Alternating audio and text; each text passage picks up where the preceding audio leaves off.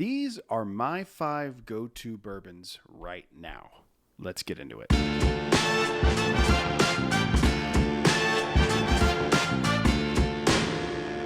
Hello everyone, welcome back to Brad's Bourbon Reviews. I'm Brad, and today we're going to go through the 5 bourbons that I've just been reaching for more consistently than any of the other bottles I have in the collection. I don't like to call them daily drinkers because I don't drink daily, and I think that's probably not a good thing to do if you do. Far be it from me to tell you how to live your life. I don't know you, but I think that's probably good advice, is to not drink every single day. That's why I don't call them daily drinkers. I call them my go-tos. Now, the cool thing about this type of video is that these change from time to time.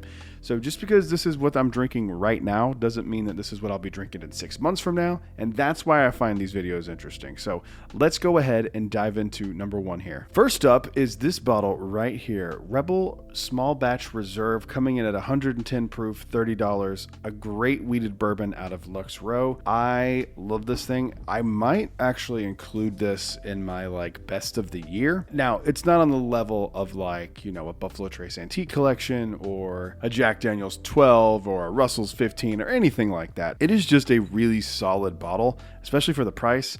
You get a nice little proof punch with it being 110 proof.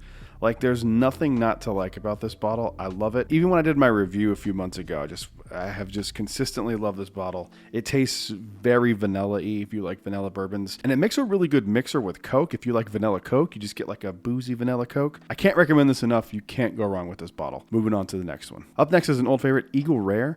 I'm a big fan of Eagle Rare. I can get my hands on it pretty easily here in Central Florida. However, lately that has not been the case. We haven't gotten anything lately, but usually I can get my hands on a bottle of Eagle Rare fairly simply, and I end up using this as a mixer. This works incredibly well with old fashions. I usually only put rye whiskeys in my old fashions, but sometimes I'll throw Eagle Rare in there just to make it a little different, and it's really solid in an old fashioned. If you ever have one of these bottles and you have a few backups and you want to try something a little different, try an Eagle Rare old fashioned. Let's move on to number 3. Number 3, I still think I have 6 of these that are unopened. I went through a really crazy spell of buying E.H. Taylor small batch whenever I could find it.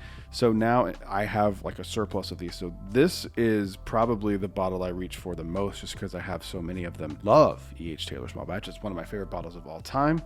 I don't know if I like it better than the barrel proof, but it's up there. It's really, really solid. So I know this is hard to find for a lot of people, but I really stocked up on these when I was able to find them. And I still have a rule. Anytime I find these under $50, I buy it. So E.H. Taylor small batch is delicious. If you can find one, obviously buy one. They're great. It's just a really good bottle.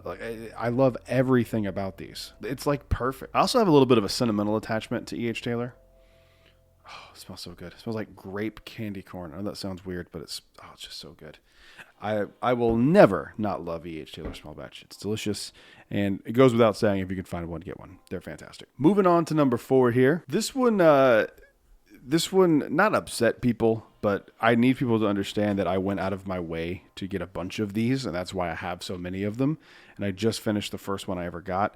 That's Jack Daniel's 10-year batch 2. I literally have 4 of these that are still sealed. So I go to this more often than, if this was in a ranking order, this probably would be number 1 because I just go to this one so much because I have a ton of it and I love it. It's one of my favorite bottles of all time. This actually might be my favorite bottle of all time. Every year I update my top 10 because every year you try other new things, and that's a good way to, top 10 bourbons of all time at the end of the year. It's always fun to do. This actually might be number 1. I really, there's something about this that I just really, really love. It's just really, really good. I love it so much, and I'm so excited to try Jack 14. If and when I can get my hands on it, I'm really hoping I can pull some favors, pull some strings, and hopefully get a bottle of that because I really, really want it. But I know this is really hard for some people to get. I'm sorry. It was hard for me to get for a while too, and then I just made it happen. I did trades to get them. I traded, a few things to get a few of these. So I get it, but I have a ton of them, and I don't trade these now that I have them because I love this bottle so much. And the reason I traded things, I traded a few Blantons for 1 or 2. I've traded some E.H. Taylor, some Eagle Rare. I've done some multi-bottle trades.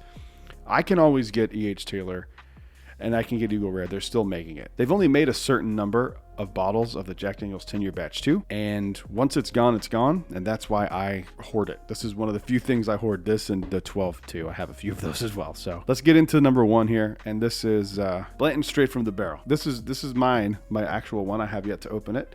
but I had been drinking on the one that Jace let me have. So this is one that I kept finding myself going back to because it's just really, really good. I still think Stag is better, a better barrel proof expression in my opinion. But I think this is a really, really solid bottle. And I don't know if this one's quite worth the secondary money, which actually I'm going to do that video, bottles that are worth the secondary pricing. I really, really like this bottle a lot. If you can get your hands on this for a reasonable price, I would say do it. I mean, why not? Blanton's is fantastic at any proof point except a green one. They're not good. And Blanton's Gold is great. I like Blanton's Gold a little bit better. I would say probably Blanton's Gold is worth it more than the barrel proof just because I think the quality is better in the gold. I don't know. I think I'm in the minority on that, and that's fine by me. Yeah, I've been drinking a lot of Blanton's straight from the barrel, and this is, now that Jace's is gone, I'm going to have to open mine and enjoy some of this, and I'm excited to. 133 proof. It's pretty high for straight from the barrel, so I'll take it. But that's it. Let me know in the comments down below what you're drinking on. Like, what are your go-to bourbons? Comment down below. Leave a like and subscribe. I'll see you guys on the next one. Until then, cheers.